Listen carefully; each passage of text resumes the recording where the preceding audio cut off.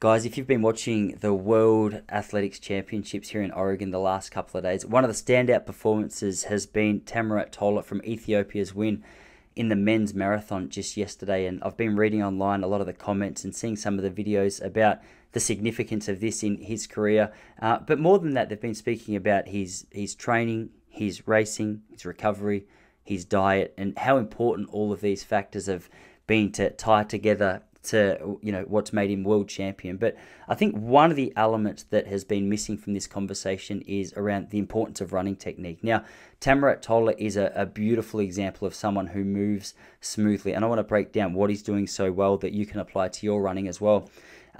More than that, I want to set the foundation for this conversation with, if you look at any of the best athletes in the world, from the past or from today, you'll see that efficiency of movement is, even to the untrained eye, quite obvious. From Usain Bolt to David Rudisha to Hisham El Guerrouj to Jakob Ingebrigtsen to Eliud Kipchoge, these guys they've all got something going on in the sense that they move with so much more ease than so many other athletes. And I want to break that down for you. Let's have a look at Tamirat Tola. I'll give you a brief overview, and then, as I said, if you need any more help, I'm more than happy to have a look at your technique and help guide you through if you wanted to jump on board with the technique analysis. But first of all, there's three elements: relaxation versus tension, symmetry, and his body angle. So at a glance, relaxation versus tension, the descriptions in the title. How are we holding our ability? Often, and you'll see this, you'll see an athlete who's either jogging or maybe they're under pressure in the latter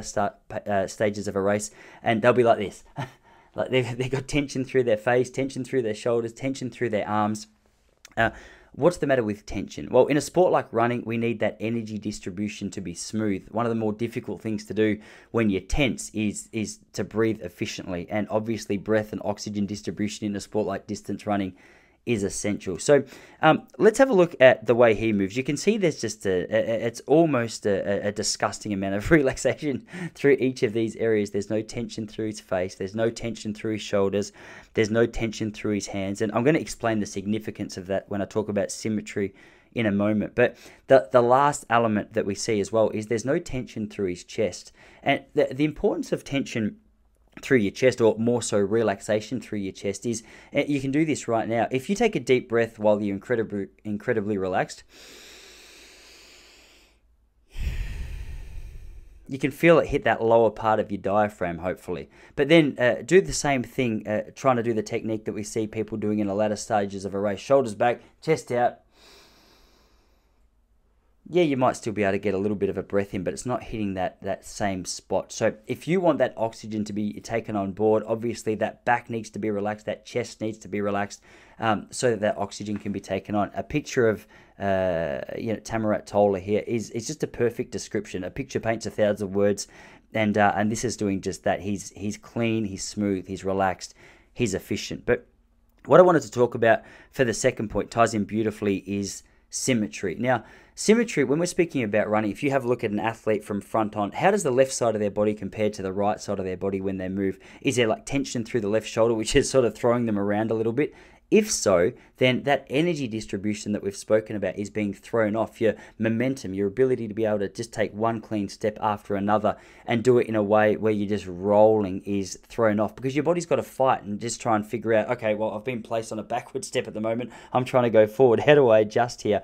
That relaxation through all of the elements of the upper body, through the arms especially, is going to help a great deal when it comes to your symmetry. Now, if you have a look at a front-on picture of Tamirat Tola running, you can see this in action. His left arm and right arm are almost symmetrical. As a result, his left leg and right leg are just working beautifully, and he's just got that ability to glide across the ground. As a result, there's nothing being thrown out. There's no energy being wasted in the shoulders, or trying to get him back onto a central symmetrical point of view. It's just happening. Now, whether this is something he's trained in or he's natural at, or a combination of both, it really doesn't matter. This is efficient.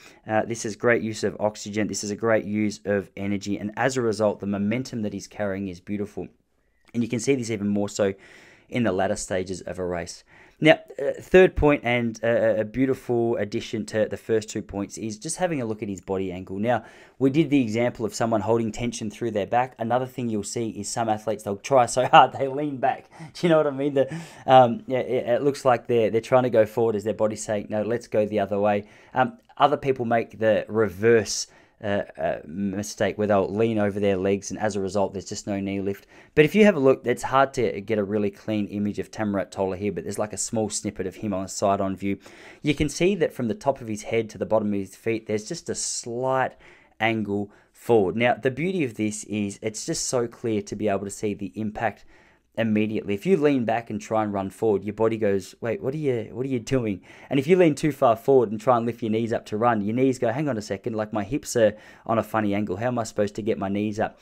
Tamirat Tola is a great example. As I said, it's almost a straight line from the top of his head to the bottom of his foot, and it's just that slight gradient, that slight angle forward, which means that on top of his relaxation, on top of his symmetry, he's also just gliding across the ground. It's almost cheating compared to what the other athletes, or a number of the other athletes, are fighting with. So if you've never done any work with your running technique, encourage you to get some help.